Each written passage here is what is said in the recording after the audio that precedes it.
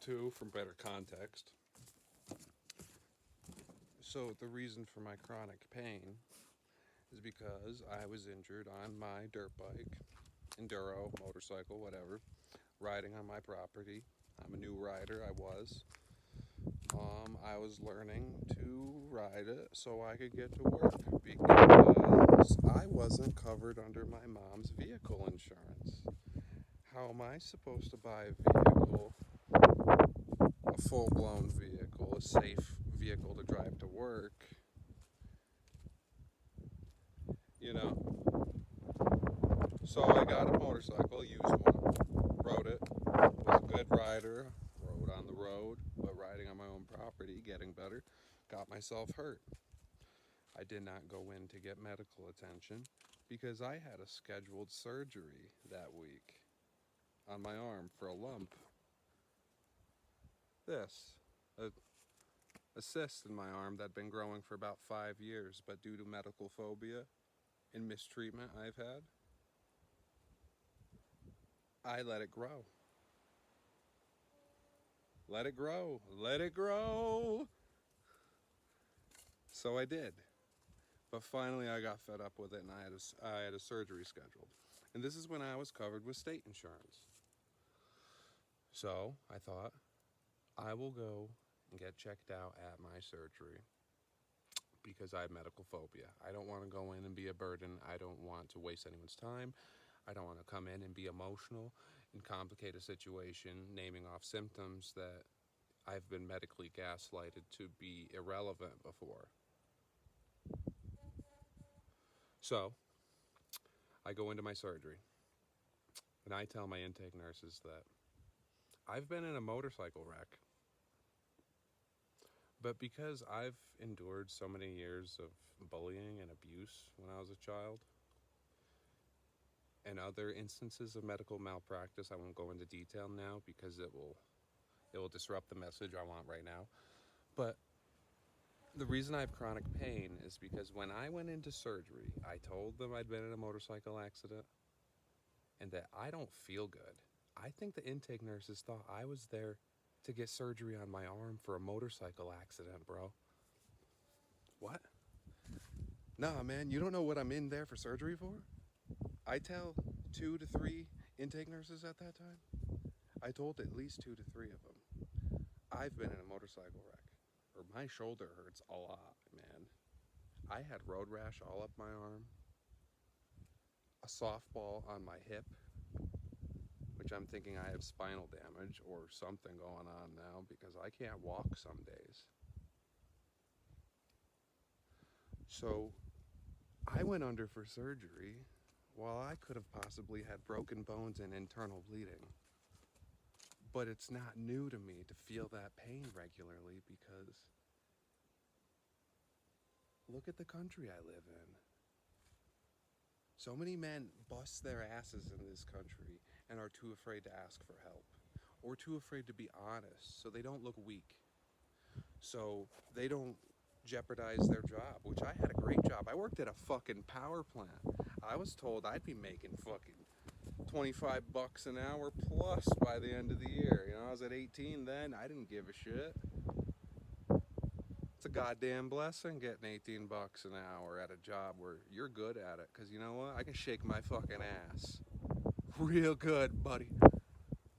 And I did at that job. But I worked with kids 10 years younger than me, bro.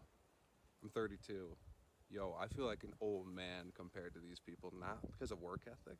No, I work circles around them, man. I feel old in moral compass. But to get back onto the subject at hand, I had a good job.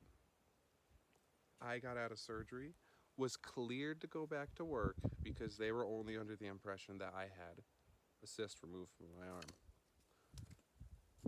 So when I was under anesthesia, shock, and adrenaline from having possibly broken bones for almost a week and then going into surgery, I stayed home, slept the rest of the weekend after coming out of surgery, and went back to work. You know why? Because I wasn't going to go back to the hospital and deal with any more of this bullshit. I thought I was okay. I was running on pure adrenaline and spite out of being better than little brats at work, dude.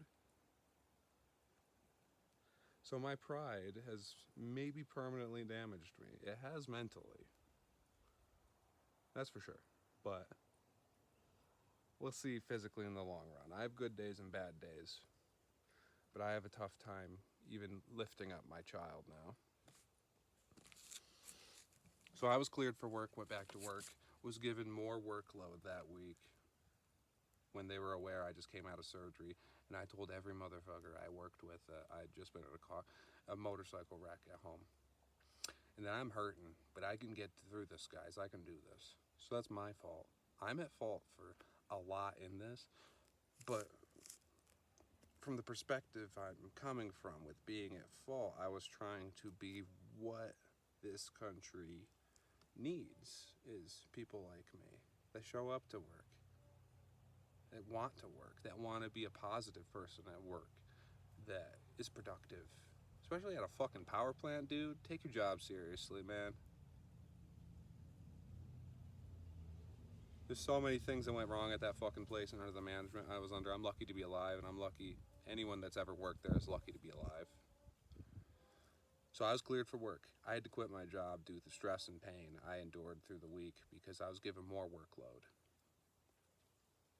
And then they talk shit about me when I quit, saying I couldn't handle this one new job that I'd tried when it wasn't even the hardest thing to do there. It's just, hydroblasting with 20,000 psi with a possibly broken and dislocated shoulder and broken back.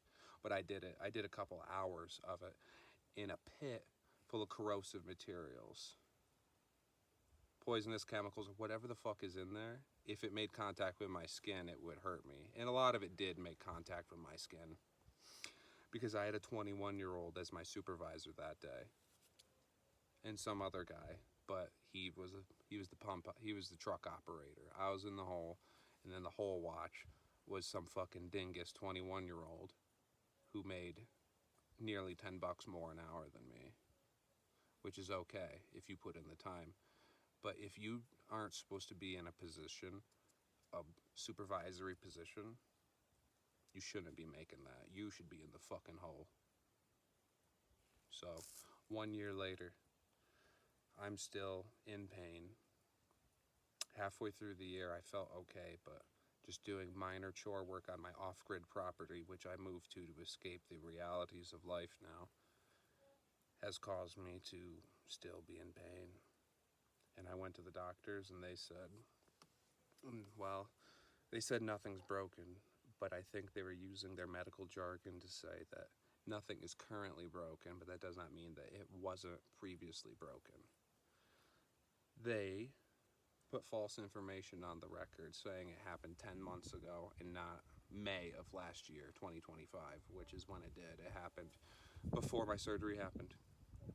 I have photo proof of the lump on my arm and a Snapchat I sent to my friends, I guess you could call them. I've learned a lot living out in the middle of the desert that maybe I didn't have good friends growing up, but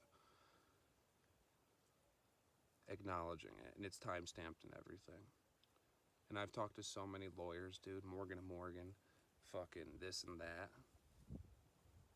No one wants to fucking help me. So I'm sharing this shit with the internet, not because I'm calling out for help. Fuck that. I don't want to ask for help from nobody. You know what I want? I want my nephew, who I've been raising for the past 9 years. He's turning 9 soon. So 8 years, nearly a decade. I want him to have a future. I don't want him to make the mistakes I made.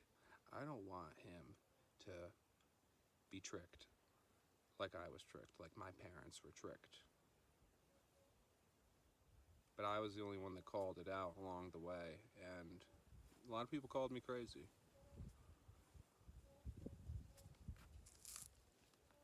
Good luck out there, everybody. What else do we have at this point? If we're not going to do something about all this, if we're not going to all get together and do something about it, then all we have is luck at this point and hope.